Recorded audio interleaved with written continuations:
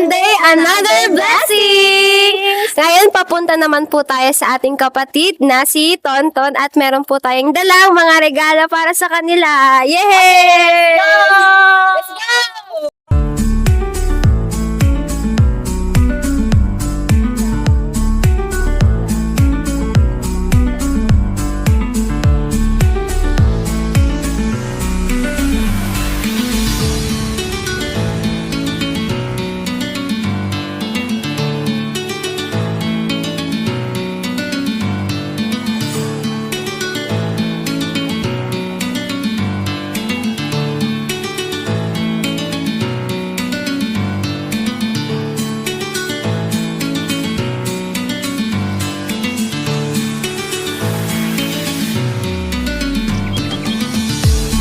Ilang araw po kami po yung the servants from CWM Cavite. Kami po yung church yan na dinadaluhan ni Tonton. So ito po ginagawa po namin itong bagay na to. Nagdadala po kami ng mga love gift sa family, ng mga members. And then kahit hindi po miyembro, pinupuntahan namin para bigyan po ng pagpapala.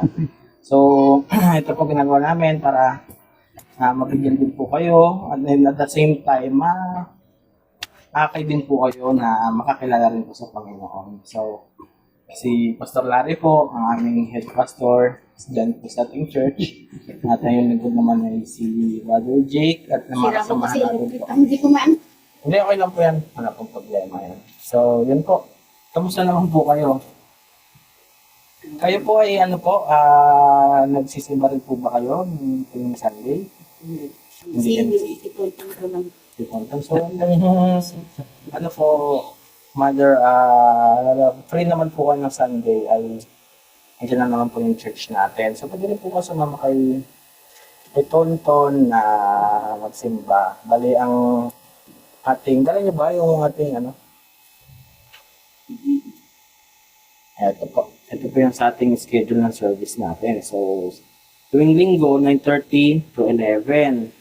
Ayan po, so welcome po kayo sa ating church, kung saan ay tinatakal po natin ay Bible po na naman tayo, Centered Church. Ang bali, Biblia rin po ang ating pinagkukuhanan ng araw. So yun po, and then meron po kaming konting surprise sa inyo. Ito, hindi po. Yan po talaga ang ating advance pamasko. Yan, ito. Iyaya po natin. Meron po dyan, labas ko ko, baka mabasa. Yan na. Yan. Yung itlog. Yan, noodles. Sukal. Gatas. Yan, kapuron po. At saka, konting din. Ayan po. Naway makatulong po kahit pa paano sa inyo. I think, by the way, ilang taon na po kayo? Ilan? 40. No, bata pa kayo. Halos kayo edad nyo lang si Jake. Ay, sorry. Sorry. Si Pili pala. Edad niya. So, yung sinundan ko. Meron po rin po tayong Sunday school. Punta ka sa church minsan. Lalo po kapag BBS. Marami kang kalaro ron. May school po tayo dun sa 2nd floor. Pwede po siya doon. Nakita niyo po ba niyo yung church? Dadaanan ko mo. Church doon natin yun. By the way, yung yung husband niyo, nagwo-work ba siya? O Tricycle ang bibigyan. magbibiyahe siya. Okay, very good. Marangal na trabaho. Kayo po ba naka-experience? Kasi yung masarapang nasa Panginoon, di ba? Kasi ang Panginoon, si Jesus Christ, pumunta rito para sa kasalanan natin. Di ba? Sabi ng John 3:16, sinugot yun ng Diyos. At kung sino man sa kanya ay sumampalataya at tumanggap ay magiging anak ng Diyos. Sabi po ni Balaksilatan. Sa John 1:12 din, gano'n. Ang sino man sumampalataya sa Kanya ay magiging anak po ng Diyos. Naintindihan niyo po, Kaya masarap. Taba ko. Ginagawa. Nabigla kayo. Hindi ako kasi ako sanay. Oo, di ba? Hindi, panatag lang yung loob niyo sa amin, mababahito kami ito, hindi naman yung ito. Hindi naman. Hindi po kami nakagat, Nay. Ay, nakita niyo yung mga dalaga niya, ano mo yan. May dalaga, dalagang ina, kasi may anak na isa. Ngayon, paliwanag ko lang po sa inyo, konti lang, saglit lang. Sa aklat to na Roma 3:23, sabi ron, lahat tayo makasalanan. Di ba? Ikaw, ako, si Jake, makasalanan tayo lahat. Dahil sa tiyan pa lang ng nanay natin, may kasalanan na tayo. Naunawaan niyo po. Ngayon po, kaya nga isinugo si Jesus Christ dahil sa kasalanan natin. At kung sasampalataya kayo sa Kanya, yun nga, maging anak kayo ng Diyos. At sabi sa Roma 6:23, ang kabayaran ng kasalanan ay kamatayan. Ano po yung kamatayan na yun? Yun yung pangalawang kamatayan na yung kaluluwa natin, mamamatay rin. Kasi may mga kaluluwa ho tayo. Ngayon, pag namatay tayo, yung kaluluwa natin, dalawa lang ho ang pwedeng puntahan. Sa langit at sa lupa, ay sa impyerno. Pero kung sasampalataya kayo kay Jesus, sabi ng banal na kasulatan, ay magiging anak na kayo ng Diyos. Ibig sabihin, sabi nga sa aklat ng 2 Corinthians 5:17, kung ikaw ay na kay Jesus, ikaw ay bago ng nilalang. Yung luma, mamamatay na yun. Kaya kailangan natin yung si Jesus sa buhay natin para magkaroon tayo ng kaligtasan. Hindi lang kayo. Sabi ho sa aklat ng mga sa banal na kasulatan, na pag merong isang mananampalataya sa isang bahay, ang buong sambahayan ay maliligtas. Di ba? Ang kaganda, napakagandang sinabi ng banal na kasulatan. Ngayon, mananalangin kami pero sasabay kayo. Pagkatapos kong manalangin, si Brother Jake naman ay pagpepray yung pamilya niya. Ganun lang ho. Okay? So, sumunod po kayo sa panalangin ito at manalangin tayo. Sumunod din kayo mga iha ha. Sige. Sige.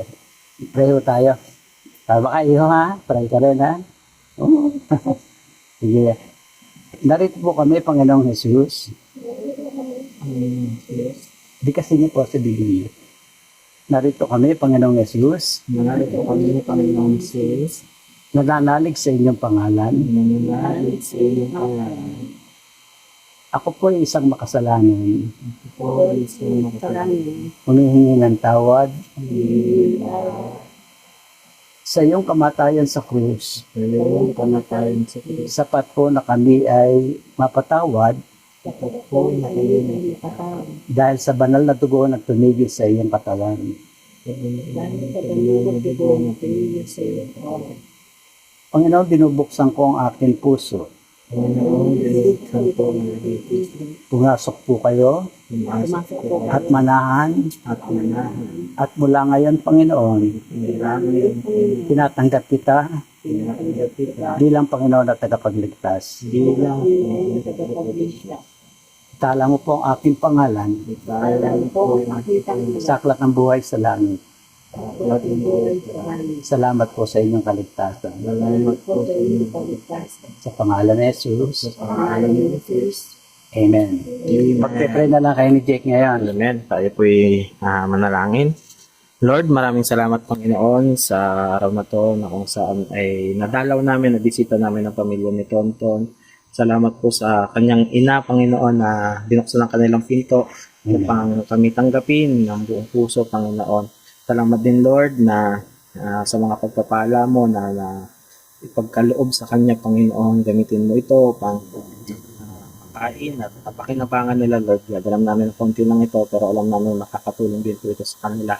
Ganyan din, Lord, dalangin namin ang patuloy na pagpapala sa tahanang ito, patuloy na pagkakaisa, Panginoon, at kayo maging Panginoon at sentro ng bahay na ito, Panginoon. Patuloy, Lord God, na iniiwan namin ang mga blessing ng pagmamahalan, Panginoon, blessing ng kagalingan, Lord God, kung meron makalimutan, Panginoon, at pagkakaisa, Lord God, kung sila man ay meron hindi mga kabuunalaan, Panginoon. Patuloy na dalhin niyo po yung kanilang mga panyapak sa inyong templo, Panginoon, ng sa ganay makasama namin silang manalig at manampalataya sa inyong Panginoon. Gayun din, Lord, na patuloy na Maging way lang po, Panginoon, gawin mo kami tulay Amen. upang madala namin sila sa paanan niyo, Panginoon. Salamat, Lord God, na tinutupad niyo yung mga pangako niyo at alam namin, Panginoon, na mananahan din kayo, Panginoon, sa buhay niyo, Lord God. Salamat, Panginoon. Ito po namin dalangin sa pangalan ni Jesus. Hey! Ito po Amen! yung naka-vlog ano, sa YouTube. Hindi,